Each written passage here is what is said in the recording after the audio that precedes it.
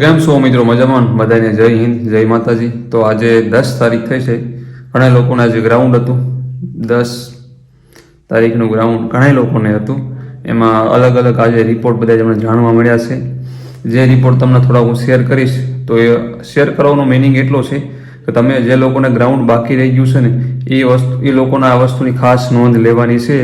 ખરેખર આપણે મૂર્ખાઈમાં શું કહેવાય ભૂલ ખાઈ જાય છે. હું તમને લખીને કહી દઉં છું કે કદાચ તમારા ઘણો એક્સપિરિયન્સ પણ હશે અને બીજા નંબરમાં કે તમે શું કહેવાય તમે મહેનત પણ સારી કરીશું, બધું હું માનું છું, પણ તોય આપણે ત્યાં આગળ થોડીક ભૂલ ખાઈ જાય છે. તો થોડીક વસ્તુ તમને વાત કરીશ, કેમ કે આજે 8 થી 10 છોકરા પાસ થયા છે અને 2-3 છોકરા ફેલ થયા છે. તેના બધા ફેલ થયા એના ફોન કરી મેં રિપોર્ટ જાણ્યા છે બધા આગળ.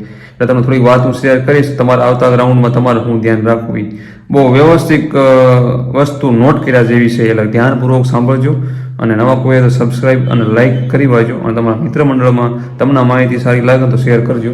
તો પહેલી વાત એ કરીશ કે એક ફ્રેન્ડ આજ ગોધરા હતું ગ્રાઉન્ડ, એનો મને ફોન સવાર વહેલા આવ્યો, મેસેજ આવ્યો અને હું ત્યારે ઓનલાઈન જ હતો, ગ્રાઉન્ડથી ઘરે આવ્યો અને મેસેજ પડ્યો મને કે ભાઈ હું પાસ થઈ ગયો ગ્રાઉન્ડ અને પહેલો મેસેજ તમને કરું છું અને કે 19 મિનિટ અને કે 34 સેકન્ડ અને પ્લસ કે 200માંથી 4થા રેન્કમાં મારું નામ હતું, 4થા રેન્કમાં હું નીકળ્યો.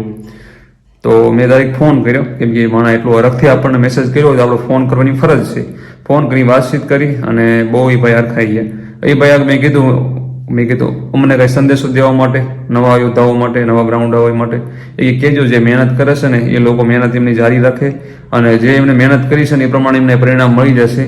અને ગ્રાઉન્ડને એ બધા મારવામાં થોડુંક કાઉન્ટ કરવામાં ધ્યાન રાખે અને પ્લસ કે વહેલાર જેને દોડવાની ટેવ હોય તો વહેલાર ટાઈમ હારે ગ્રાઉન્ડ વ્યૂ આવું તો કે વહેલાર તમારો વારો લઈ લેશે. ભલે તમે 8 વાગ્યાનો ટાઈમ હોય પણ વહેલા જાઓ ને તો એ લોકો ઘણા ગેરહાજર હોય છે ને એના કારણે થઈને તમારો વારો કે લઈ લેશે કે.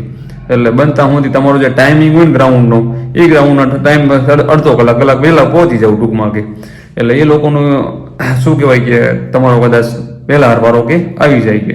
અને સાતીમાં મેં વાત કરીને સાતીમાં કે દિમ્પલ જ માપે છે અને વ્યવસ્થિત એ છે. એટલું બધું હાર્ડ નથી જેટલું આપણે વિચારી લેવી છે ને એટલું એ લોકોને ખબર જ હોય છે કે હાલ છોકરા લોંગ ટાઈમથી તૈયારી કરે છે એટલે થોડુંક શરીર લૂઝ થયું એના કારણે તેને એમ થઈ ગયું હોય.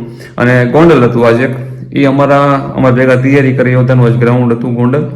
હવે એ સવારમાં 10:30 એમનો ફોન આવ્યો મને કે ભાઈ ગ્રાઉન્ડ પાસ થઈ ગયો કે વ્યવસ્થિત કે. અને કે હવે એ ભાઈ કેવા હતા ખબર છે, એ ભાઈનું તમે જોવો ને કે અમને ફૂલ બીક હતી સાતી બાબતે. સાતી એમની નોર્મલી નથી અને ફૂલાઈ જતી હતી પણ નોર્મલી નથી થતી. સાતીમાં બહુ જ પ્રોબ્લેમ હતી અને એ ભાઈએ દોડી સાતી થોડી ઉતરી ગઈ એના કારણે એવું થયું. તો મેં આ ભાઈ સાતીમાં જો પાસ થઈ જાય તો આપણે બધા પાસ થઈ જાય, કેમ કે બધા કટ ટુ કટ જ છે એમ બધા સાતીમાં. હવે એ ભાઈનો ફોન આવ્યો મને કે અરુણભાઈ મેં ગ્રાઉન્ડ રહ્યું ને 21 મિનિટ અને 20 સેકન્ડમાં કર્યું કે આ એ ટાઈમમાં કરતા ત્યાં એ ટાઈમમાં જ કર્યું. એટલે એનું કાંઈ ટેન્શન છે નહીં ગ્રાઉન્ડનું ત્યાં. અને કે સાતીનું કે એ પણ ક્લિયર થઈ ગયું ને એટલી બધી સાતીમાં કાંઈ પ્રોબ્લેમ આવી નહીં કે પહેલાં ઓલો થઈ ગઈ. પહેલાં નોર્મલ મારી સાતીમાં આપી અને પછી ફૂલાવીમાં આપી કે પહેલાં એ લોકો નોર્મલમાં આપે દિમ્પલ આગળથી અને પછી ફૂલાવીમાં આપે છે કે. અને કે એ કાંઈ વાંધો છે નહીં કે. અને બીજા નંબરમાં કે હાઇટમાં થોડીક પ્રોબ્લેમ છે, હાઇટમાં એ લોકો જાતું કરતા નથી. કેમ કે હાઇટ વસ્તુ એવી છે પછી વધે રીતે ન વધે અને સાતીમાં એવું છે તમારું શરીર વધઘટ થતું એટલે સાતી થઈ જાય પણ હાઇટમાં ન થાય, સમજો છો તમે. એટલે હાઇટમાં થોડુંક નોર્મલી હોય તો વાંધો ન આવે પણ બહુ વધારે પૂરતું હોય તો એ લોકોને પછી ત્યાં કે વ્યાજબી ના કહેવાય એમ. એટલે સાતીમાં થોડુંક વાંધો નથી આવતો પણ હાઇટમાં થોડી વધારે પૂરતી પ્રોબ્લેમ પડે છે. એ વસ્તુની ખાસ તમારે બધાની નોંધ લેવાની. અને જે લોકોને કહી કે ખરેખર જે મેં એમને કીધું તમે સંદેશો શું દેવા માંગો છો નવા યોદ્ધાઓને, એ કે આવે એટલે વ્યવસ્થિતના ટાઈમ ફેરે આવી જાય ગ્રાઉન્ડે અને જેને મહેનત કરી છે અને કે બધાએ આ શું કે ઇન્સ્ટાગ્રામમાં રીલું બધા ફેરવે છે કે આ રીતના એટલા પાસ થાય છે અને એટલા ફેલ થાય છે એ બધી ન્યૂઝ થોડુંક આઘું રહેવું. તમારો કોઈ પરમ મિત્ર હોય તમારા સર્કલમાં કોઈ ગ્રાઉન્ડ ગયું હોય એ ભેગી આખી અભિપ્રાય લઈ લેવાની. માની લો મારો વારો ગ્રાઉન્ડ ગોંડલ છે મારું, તમારો આજે આ ફ્રેન્ડ જો આજે આવશે એટલે એનું આપણે ખૂબ ફૂલ ડિટેલ લઈ લેશે એની આગળ. પછી આપણે બીજા કોઈને પૂછવાની જરૂર નથી, ખોટા બીજા ફાંફા મારવાની જરૂર નથી. તમારે જ્યાં ગ્રાઉન્ડ હોય ત્યાં તમારું યોદ્ધા હોય ને કોઈ મિત્ર સર્કલમાં કોઈ ગયો હોય મિત્ર એના બધી ડિટેલ લઈ લેવાની એટલે તમને ખબર પડી જાય કે ત્યાં અમારે ગેમનું કરવાનું છે. અને બીજા નંબરમાં કે બહેનો હતા, એક બેન ભેગી કાલ મારે વાત થઈ મને કે ભાઈ ડિમોશન થઈ ગઈ છું અને લોંગ ટાઈમથી તૈયારી કરું છું અને કે બીક લાગે છે. એ બેને ગ્રાઉન્ડ પાસ કરીને એમને અમદાવાદ હતું અને એક બેન બીજા છે એમને પણ મને કાલે મેસેજ કર્યો હતો વરુણભાઈ કે થોડુંક કે ડર લાગી રહ્યો છે. મેં કીધું સફળતા બાજુમાં છે ડર જ લાગે ને. એ મારા ભેગા લોંગ ટાઈમથી જોડાયેલા છે. એ બેન કે કેમ થશે મેં કોંગ્રેચ્યુલેશન મેં અગાઉ કહી દીધું મેં પાસ જ છો જાઓ મેં. આજે એમનો પણ મેસેજ આવ્યો કરુણભાઈ મારું ગ્રાઉન્ડ પાસ થઈ ગઈ છો કે અને 8 મિનિટ ને 24 સેકન્ડમાં પૂરું કર્યું. હવે વાત તમને એ કરું કે આ બધા ગ્રાઉન્ડ પાસ કરી નાખે એ લોકોને કંઈ વાંધો નહીં, પણ હવે તમને ફેલ થયાની વાત કરું. આ વાત જબરદસ્ત છે. એક મિત્રનો મેસેજ આવ્યો મને કે અરુણભાઈ ખરેખર કે જિંદગી કે હું કરી એ ખબર નહીં પડતી કે હું કઈ ઓલું કરી રહ્યો ખબર નથી પડતી. ગઈ ભરતીમાં 0.25 ભાઈ રહી ગયેલા એટલે હવે કાંઈક તૈયારી વાળો તો ખરા જ તે ને એ તેરાથી રહી ગયા છે ને 25માં.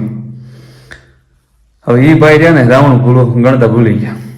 હવે કે હું ઘરે 20-21માં પૂરું કરતો હતો મારે કે 20 મિનિટ ને 50 સેકન્ડ 40 સેકન્ડ એ રીતના જ થાય પૂરું કે.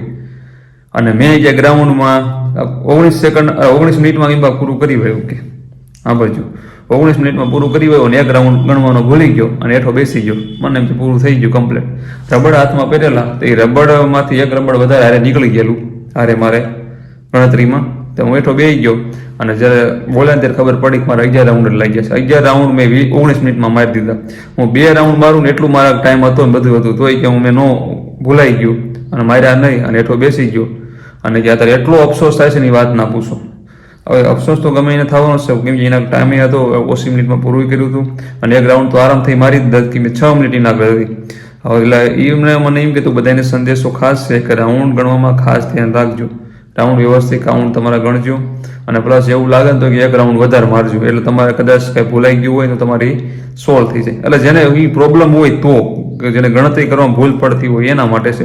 બાકી જે વ્યવસ્થિત ગણતરી કરે છે એને તો જ્યાં જેટલા 12 હોય 13 હોય જ્યાં હોય મારવાના છે.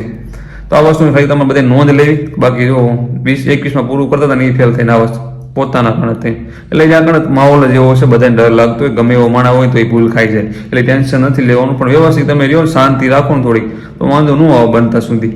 તો બધાને જય માતાજી જય હિન્દ અને રીડિંગ વ્યવસ્થિત ચાલુ કરી દીજો અને જેને ગ્રાઉન્ડ છે એ બધા એને શુભેચ્છાઓ. અને બીજા નંબરમાં કે રીડિંગ ચાલુ જ રાખજો જોડે થોડું એટલે તમારે પછી ગ્રાઉન્ડ બતેલે જાજુ ખેંચવું ન પડે એટલે હળવળું ચાલુ રાખજો. અને ઓલું એક બેનર વચમાં આવ્યું હતું એ કોઈ પેપર હાથે બુક જોતી હોય તો મને વોટ્સએપ મેસેજ કરજો તમને ત્યાંથી એની ન્યૂઝ મળી જશે. તો ચાલો જય હિન્દ.